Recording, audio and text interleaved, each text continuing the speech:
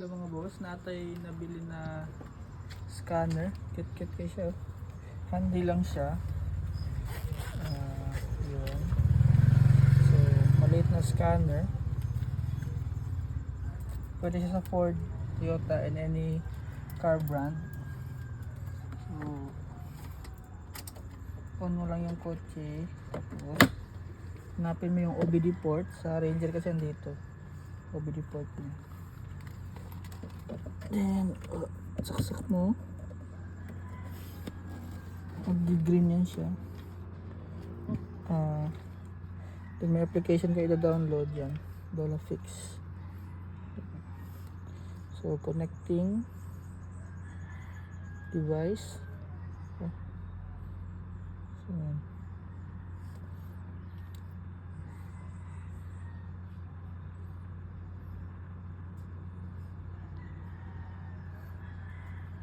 Tut. Yan. So, nag-start ang diagnostic. Na-connect na siya. So, makita dyan yung details ng kotse ninyo. Then, enter nyo. Yan. So,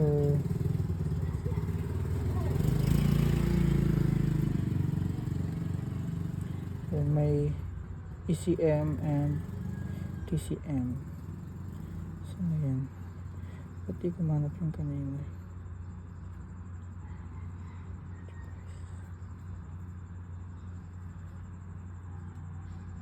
So, ito.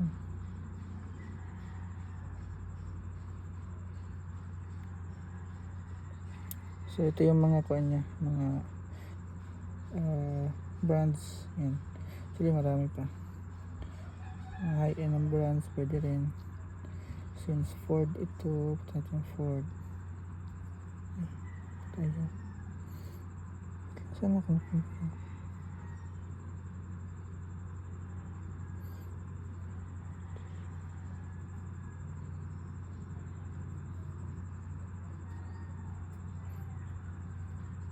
Doon pala.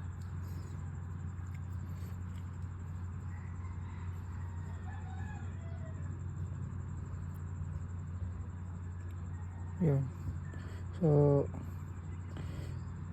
then papasok ka, automatically search. Yan. Kailangan naka-on yung susi mo kahit hindi naka-under yung engine. Then confirm mo.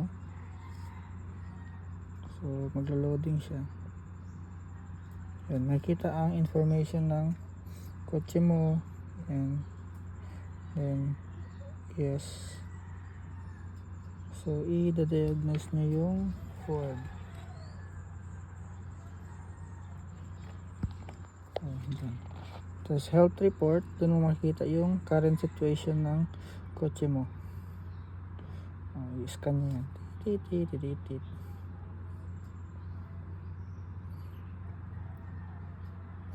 So, makikita dyan yung ACM, audio control module, ABS, different modules na embodied sa kotse ninyo.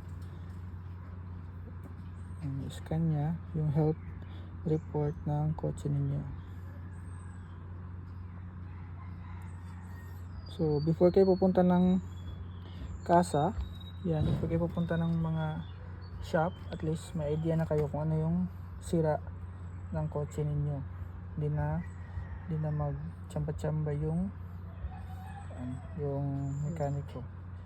Yan, may no fault code, BCM, makita may dalawa, HVAC wala. Yan. So, tignan niya dyan kung ano yung pwedeng maayos at hindi pwedeng maayos. So, if ever kung naman kailangan lang siya i-clear, so makiklear nyo rin. Yan, may clear DTS dito. So, yan. So far, ang ganda nung device. Prove yung device. Prove. Yan.